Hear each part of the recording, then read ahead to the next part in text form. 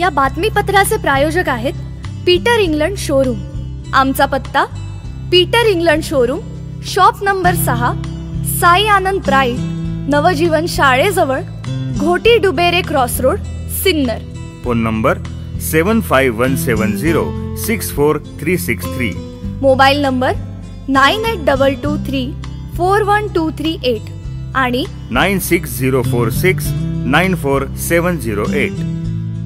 गेल्या काही महिन्यांपूर्वी मुंबई येथे झालेल्या गोदावरी, दारणा, वैतरणा, देवनदी, दमणगंगा आदी नदीजोड प्रकल्पाबाबत जलसंपदा मंत्री जयंत पाटील यांच्या दालनात बैठक संपन्न झाली होती। मात्र त्यावर प्रशासनाकडून कुठलीही कारवाई झाली नाही। म्हणूनच नुकतेच जिल्ह्याचे पालकमंत्री छगनराव भुजबळ व जलसंपदा मंत्री जयंत पाटील यांच्या समवेत जिल्ह्यातील सर्व आमदारांची आढावा बैठक घेण्यात आली।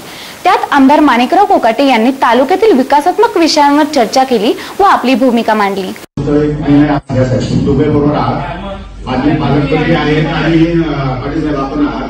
इथे या महाराष्ट्राच्या जिल्हा नियोजन मंडळामध्ये 100 ते 250 हेक्टरच्या ज्या योजना आहेत त्या तुम्ही शासनाच्या बरोबर होत्या।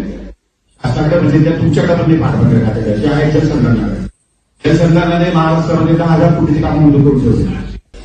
ते 600 केला असं हरकत नाही, पण ते राज्य शासनाकडे गेलं, राज्य शासन पाठवणाऱ्या खात्याच्या अंतर्गत येत नाही, ते जातं जलसंधारणाकडे। जलसंधारणाच्या मंत्र्यांनी 10,000 कोटीची कामं मंजूर केलेली एकही पूर्ण नाही आणि त्यामुळे आमच्या योजना पाणी असून बंद पडलेल्या आहेत। आमचं म्हणणं किती द्या, आम्ही दिल्ली तो आम्हाला लोकल अधिकारी पालकमध्ये बोलले भारतात येत आम्हाला इथे 2-10 कोटी रुपये दरवर्षाला पाठवताना पैसे खर्च करता येतील। या सगळ्या लोकांचं एक नवीन डिझाईन तयार केलं पाहिजे, त्याला मान्यता घेतली पाहिजे काल बेसवरती आणि त्याचा संदर्भ घेऊन वेगवेगळ्या ठिकाणून पैसे उपलब्ध करून हे राज्यभर केलं पाहिजे असं माझी धारणा आहे। त्याच्यामध्ये लक्ष घाला नंबर 1। नंबर 2 जे मेकॅनिकल जे डिपार्टमेंट आहे इरिगेशनचं ते उद्याची उद्या बंद करू का?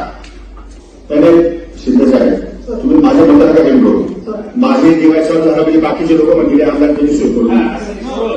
तुम्ही धोरणात्मक निर्णय घ्या, माझ्या एकट्या पुरता घेऊ नका।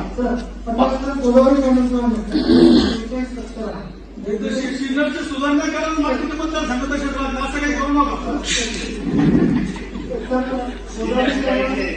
दोन-चार स्ट्रक्चर्स घ्या, टाकवावं, त्यांचा रिझल्ट मागवा आणि त्यानंतर आपण पुढे जाऊ। आपण एका दिवसामध्ये आपल्याला रणनीती उपलब्ध होणार नाही, मार्गदर्शन आहे, पण 3 स्टेजमध्ये हिट करतो आपण। हेच आपण वैतरण्याच्या बदल्यामध्ये घालून त्यांना जर आपण गिफ्टिंग कमी झाला आपलं आणि वैतरणाच्या पाण्याच्या बदल्यात आपण इकडे घेतलं तर तो खर्च किंवा मेंटेनन्स किंवा जे लाईट आहे त्याच्याकडे काही काम होऊ शकते का? ते डायरेक्टली पाणी वैतरणामधून मुंबईला जाऊ शकतं का? इकडे त्या खालच्या तिथून आपण पंपिंग करणार हे छोटे 5 धरण ते 5 धरणाचं पाणी डायरेक्ट खाली मुंबईला वैतरणाच्या बदल्यात आपल्याला देता येऊ शकतं का? जेणेकरून ते सगळं पंपिंग किंवा जो खर्च आहे आणि जे स्टेज मेंटेनन्स आहे त्याला आपण थोडंसं पाठवण्याच्या खात्याला कमी करता येऊ शकणार नाही, कारण ते पाणी फार महाग मिळणार आहे, त्याचा कॉस्टिंग खूप होत आहे। लाईट बिल आणि सगळ्या गोष्टी त्याचा मेंटेनन्स याचा प्रत्यक्ष जेव्हा शेतकऱ्याला पाणी मिळेल तेव्हा त्याची कॉस्टिंग आणि महाग पाठवण्याच्या खात्यावरती महाग पडणार। तर ती महागाई कमी करण्यासाठी, किंमत कमी करण्यासाठी आपल्याला मुंबईकडे वळवता येईल कधी, हा एक माझा फक्त मनाचा विषय आहे। तेवढं जर आपण तपासून पाहिलं तर बरोबर सर। सेकंड अल्टरनेटिव्ह वापर आपण सीडब्ल्यूसी दिल्लीला सांगितलं, सेकंड अल्टरनेटिव्ह वापर त्यामध्ये पिंजा नदीवरून कन्या धोटे वैतरणा नदीकडे प्रवेश करता येईल का याचा टेंटेटिव्ह अभ्यास सुरू आहे। त्या अभ्यास झाल्यानंतर पिंजा वेगळाच आहे, मी तुम्हाला ह्या योजनेचा संदर्भ करतो, तुम्ही मिक्स नका करू।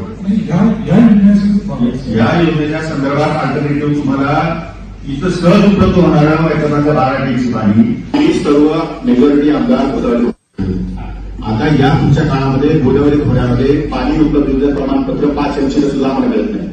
आमच्याकडे पाणी उपलब्धता 0 आहे ते पूर्वीचं राखीव पाणी ते जर आम्ही अडवलं नाही तर कदाचित ते पण आमच्या हातून जाणार आहे। अशा परिस्थितीत जर आम्ही प्रायोरिटी बेसवर त्याप्रमाणे पाणी आणू शकलो नाही तर नाशिक जिल्ह्याचा सर्वात मोठं नुकसान होणार आहे, कारण आम्हाला आता खालचे मराठवाड्याचे पाणी आवडत येत नाही। एक बांधण्याचं डीपीटीसीच्या बांधण्यात 5 इंच पाणी बदल द्यायचं म्हटलं तर त्याचा दाखला घ्यावा लागतो आणि जे मेडियाने आम्हाला पाणी उपलब्ध प्रमाणपत्र देत नाही। आम्ही कुठून तरी पाणी उपलब्ध आणले, थोडे राहिलेत आमचे जुने, ज्या आमच्या नावाने पाणी आरक्षित आहे